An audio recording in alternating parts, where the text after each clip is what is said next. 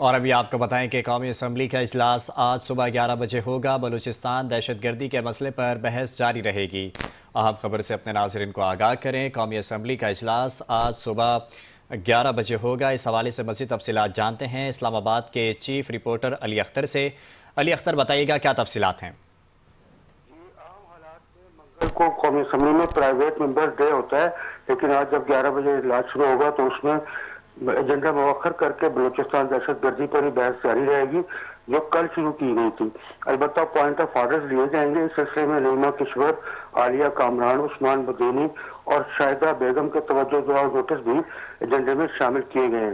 इससे अलावा मैं ये भी बताता चलूँ कि स्पीकर अय्याज सादिक ने कल वफाकी वज़ीर तारिक फजल चौधरी को दहशतगर्दी के खिलाफ मुतफ़िक़ा करारदाद तैयार करने की हिदायत की थी और पीटीआई रहनुमा और साबिक स्पीकर असद कैसर ने इसकी तायद भी की थी।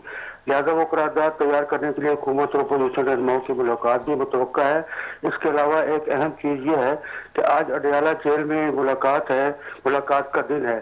तो गौहर खान ने कल ये कहा था कि अगर आज हमारी मुलाकात करा दी जाए तो बहुत बेहतर होगा हुकूमत से। उन्होंने एनएफ का लफ्ज़ भी इस्तेमाल किया था। तो अगर आज मुलाकात हो जाती है तो अपोजिशन एहतजाज नहीं करेगी, और मुलाकात नहीं होती तो ये भी तो अपोजिशन एहतजाज करे। जी अली अख्तर, शुक्रिया तफसीलात से आगाह करने